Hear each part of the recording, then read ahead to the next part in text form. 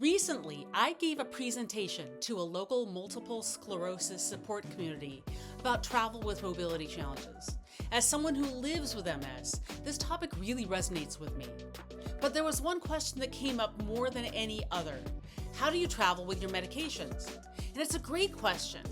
Whether you take one prescription or several medications, traveling with them can bring up all kinds of concerns.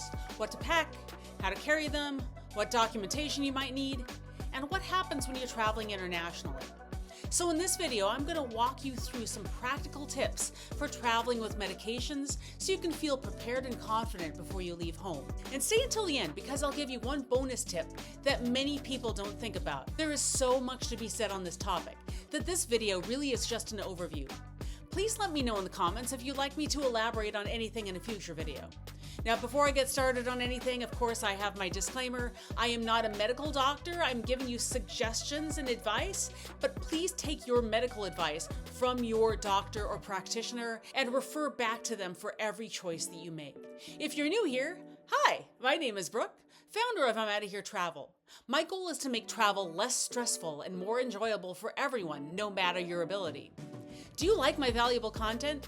Please do me a favor and give me a like and subscribe so that more people can find my videos when they're looking for answers. Now let's get right into my 5 tips for traveling with medications. First, and most importantly, if it's a medication you rely on, do not put it in a checked bag. Better yet, put it in a compartment of your carry-on that's easy to access in case you need it mid-flight. There's nothing more scary than your meds being in your checked bag and that bag gets lost. Second, if you're traveling internationally, be sure that your medications are allowed. Just because it's legal to take a drug in the US doesn't mean that other countries think so. Start with the US State Department's website and look under the health section. For a double check, you can ask the local embassy. Drugs that are more often in question include opioids and other pain medications, some sleep medications, and CBD products. This topic deserves a video of its own, right? Let me know in the comments if you're interested in learning more in a future video. Third, if your medication is on the banned list for a particular country, what do? Don't panic, that's the first thing you do. Some drugs are simply limited rather than completely restricted. Check if it's okay to bring a just enough amount. And if it's completely banned, no sweat. Talk to your doctor about alternatives that they can offer you while you travel. You can see that this is a process to start several months in advance, rather than thinking of it when you get to customs on your dream trip.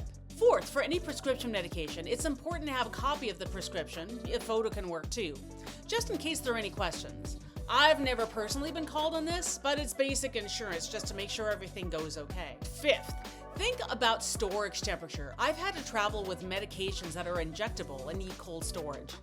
At the time, I was able to get a small zippered bag, which holds a few ice packs, which kept my medication cold until I got to my destination. Which reminds me, if you need it, make sure your hotel has a refrigerator for this. And now you're thinking, but Brooke, if I have liquid meds in an ice pack, TSA will be unhappy. Well, here's the good news. If you have your med pack with your doctor's prescription, I typically kept my printout inside the zippered pack, just tell the TSA agent before you pass through that you have a liquid medication, and they'll just ask to examine your meds. They're not subject to the liquid limits, which is great. And now for that tip that I promised you closer to the beginning. I mentioned making sure that your medications were legal in the country that you're targeting. Well, oftentimes we also have to think of countries that we're transiting through. So if you're doing a stopover or a layover in a country, even if it's for a short time, sometimes they'll call you out if you don't have medications legal in that country. If you're transiting through somewhere, make sure all the meds that you have are legit. Just another little tip there. This is a long, but not exhaustive, list of tips for traveling with your medications. If you subscribe and click the notifications bell, you'll be the first to know about all future videos that have valuable information on accessible travel. Have you had any issues traveling with medications that I haven't yet addressed? Drop them in the comments below, and I'll read all of them.